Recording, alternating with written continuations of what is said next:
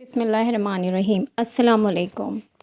قارون کے خزانے کی چابیاں 300 اونٹ اٹھاتے تھے۔ کہا جاتا ہے کہ قارون کے پاس اتنا خزانہ تھا۔ قارون حضرت موسیٰ علیہ السلام کے چچا یسر کا بیٹا تھا۔ بہت ہی شکیل اور خوبصورت آدمی تھا، اس لیے لوگ اس کے حسن و جمال سے متاثر ہو کر اس کو منور کہا کرتے تھے۔ اس کے ساتھ ساتھ اس میں یہ کمال بھی تھا کہ وہ بنی اسرائیل میں تورات کا بہت بڑا عالم اور بہت ہی ملنسار اور بااخلاق انسان تھا، اور لوگ اس کا بہت ہی ادب و احترام کرتے تھے۔ قارون حضرت موسیٰ علیہ السلام کی صحبت میں رہ کر تورات کے علم سے مالا مال ہوا۔ قارون لوگوں کے ساتھ بہت اچھا حسن و سلوک کرتا تھا، جس کی وجہ سے لوگ بھی قارون کی دل و جان سے عزت کرتے تھے۔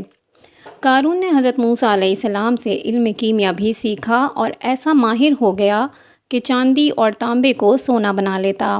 قارون نے بے شمار دولت کمائی۔ دولت کے ساتھ ساتھ اللہ پاک نے اسے عزت بھی خوب دی۔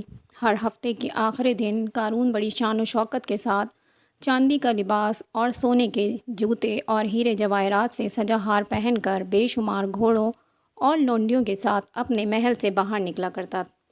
جو کوئی بھی دنیا دار اس کو دیکھتا تو کہتا، اللہ تعالیٰ مجھ کو بھی اتنی دولت اور محلوں سے نواز دیں تاکہ میں بھی شان و شوکت کے ساتھ زندگی گزار سکوں۔ جو لوگ قیامت کے دن پر یقین رکھتے تھے وہ کہتے، ان سب نعمتوں کا اللہ تعالیٰ کو قیامت کے دن حساب دینا ہوگا۔ یہ سب شان و شوکت ایک دن ختم ہونے والی ہے، اس سے بہتر تو یہ ہے کہ اللہ تعالیٰ کی یاد میں زندگی گزاری جائے۔ قارون کے پاس اتنا خزانہ تھا کہ اس خزانے کی چابیوں کو اٹھانے کے لیے اس نے کئی خچر رکھے ہوئے تھے۔ ایک روایت میں ہے کہ اس خزانے کو اٹھانے کے لیے 300 اونٹ مقرر کیے گئے تھے۔ اللہ پاک نے قرآن میں بھی اس خزانے کا ذکر فرمایا، بے شک قارون موسیٰ کی قوم میں سے تھا، پھر اس نے ان پر زیادتی کی اور ہم نے اس کو اتنے خزانے دیے جن کی کنجیاں ایک زور آور جماعت پر بھاری تھیں۔ ناظرین گرامی، کیا کوئی قارون کے خزانوں کا اندازہ لگا سکتا ہے؟ کیونکہ جب رب کائنات فرما رہا ہے کہ قارون کے خزانوں کی چابیاں بھی ایک زور آور جماعت پر بھاری تھیں، اتنی دولت ہونے کی وجہ سے قارون غرور اور تکبر کرنے لگا۔ اس نے دنیا والوں کے ساتھ طرح طرح کے ظلم و ستم کرنا شروع کر دیے تھے۔ قارون کے پاس لوگ آئے تو کہنے لگے، قارون اپنی دولت پر اتنا غرور نہ کر کہ اللہ تعالیٰ غرور اور تکبر کرنے والے کو سخت ناپسند کرتا ہے۔ اس بات کو اللہ پاک نے قرآن میں یوں بیان فرمایا ہے، میرے نبی، وہ وقت یاد کرو کہ جب قارون سے اس کی قوم کہنے لگی، خزانوں پر اتنا شوخ نہ بن کہ اللہ تعالیٰ ایسے شوخ بازوں کو پسند نہیں فرماتے۔ اللہ تعالیٰ نے تجھے جو خزانے دیے ہیں اسے آخرت میں جنت کا گھر بنا۔ ہاں، دنیا میں بھی اپنے حصے کی گزران سے فائدہ اٹھا اور اپنی قوم سے اچھا رویہ اختیار کر، بالکل اسی طرح جس طرح اللہ نے تیرے ساتھ اچھا رویہ اختیار فرمایا۔ زمین میں ان خزانوں کی بدولت دہشت گردی نہ پھیلا کہ اللہ تعالیٰ فسادیوں کو پسند نہیں فرماتا۔ جواب میں کہنے لگا، مجھے تو یہ مال اس علم کی وجہ سے دیا گیا ہے جو میرے پاس ہے۔ القصص۔ قارون کہتا، مجھ پر اللہ تعالیٰ کا کوئی احسان نہیں ہے، میں نے اتنی محنت کی ہے کہ آج اتنے خزانے کا مالک بن گیا ہوں۔ مجھ پر اللہ تعالیٰ نے کوئی احسان نہیں کیا ہے، میں تو خود بہت ہی عقل مند انسان ہوں۔ اللہ تعالیٰ کی طرف سے حضرت موسیٰ علیہ السلام کو زکوٰۃ دینے کا حکم نازل ہوا۔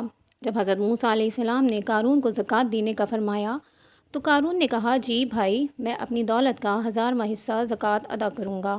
جب اس نے اپنے سارے خزانے کی زکوٰۃ کا اندازہ لگایا تو وہ بہت زیادہ تعداد میں بن گئی، تو اس کے دل میں لالچ آیا تو اس نے زکوٰۃ دینے سے انکار کرتے ہوئے بنی اسرائیل کو کہا کہ حضرت موسیٰ علیہ السلام کی کسی بات پر یقین مت کرنا، وہ تمہاری دولت کو زکوٰۃ کے بہانے کم کرنا چاہتے ہیں۔ قارون نے بنی اسرائیل کے لوگوں کو حضرت موسیٰ علیہ السلام کے خلاف کرنے کے لیے ایک چال چلی۔ اس نے ایک عورت کو بے شمار دولت دی کہ تم حضرت موسیٰ علیہ السلام پر بدکاری کا الزام لگا دو کہ حضرت موسیٰ علیہ السلام نے میرے ساتھ بدکاری کی ہے۔ قارون نے بنی اسرائیل کو اکٹھا کیا اور حضرت موسیٰ علیہ السلام کے پاس آ کر کہنے لگے، اے موسیٰ، آپ علیہ السلام بنی اسرائیل کے لوگوں کو واعظ و نصیحت فرمائیں تاکہ وہ اللہ تعالیٰ کی طرف متوجہ ہو جائیں۔ حضرت موسیٰ بنی اسرائیل کے لوگوں کے پاس تشریف لائے اور فرمانے لگے، جو چوری کرے گا اس کے ہاتھ کاٹ دیے جائیں گے، جو کسی دوسرے پر بدکاری کا الزام لگائے گا اس کو 80 کوڑے مار کر سزا دی جائے گی۔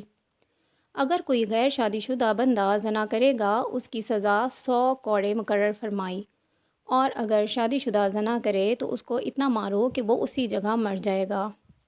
قارون کہنے لگا، اے موسیٰ، یہ سزائیں کس کس کے لیے ہیں؟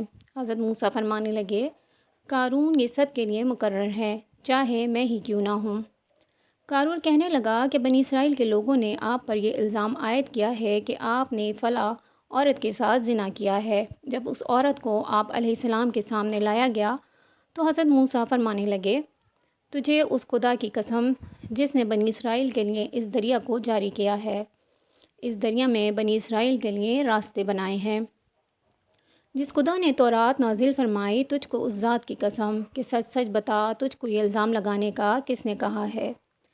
اس عورت نے کہا، مجھے خدا کی قسم، قارون نے مجھے بے شمار دولت کی لالچ دی ہے کہ میں سب کے سامنے حضرت موسیٰ علیہ السلام پر یہ الزام لگاؤں۔ اس وجہ سے موسیٰ علیہ السلام بنی اسرائیل کے سامنے ذلیل و خوار ہو جائیں گے۔ اس عورت کی بات سنتے ہی حضرت موسیٰ علیہ السلام نے اللہ تعالیٰ کا شکر ادا کیا۔ حضرت موسیٰ علیہ السلام نے خدا سے دعا کی، اے اللہ تعالیٰ، قارون پر سخت عذاب نازل فرما دے۔ قارون تیرا ناشکرہ بندہ بن چکا ہے۔ اللہ تعالیٰ نے حضرت موسیٰ علیہ السلام پر وحی نازل فرمائی، میں نے زمین کو تیری فرما برداری کا حکم دے رکھا ہے، آپ جو چاہیں زمین کو حکم دے دیں۔ حضرت موسیٰ علیہ السلام نے قارون سے پوچھا، تم نے یہ سب کیوں کیا ہے؟ قارون نے جواب دیتے ہوئے کہا، اے موسیٰ، اگر اللہ تعالیٰ نے تجھ کو نبوت عطا کی ہے تو میرے پاس بھی دولت کی کوئی کمی نہیں ہے، اگر آپ چاہیں تو آپ مجھ کو بد دعا دے سکتے ہیں اور میں بھی آپ کو بد دعا دوں گا۔ حضرت موسیٰ علیہ السلام نے فرمایا، بتا، پہلے تو مجھے بد دعا دے گا کہ میں اللہ تعالیٰ سے تیرے عذاب کی دعا کروں؟ قارون کہنے لگا، پہلے میں تجھے بد دعا دیتا ہوں۔ قارون نے حضرت موسیٰ علیہ السلام کو بد دعا دی تو حضرت موسیٰ علیہ السلام کو کچھ نہ ہوا۔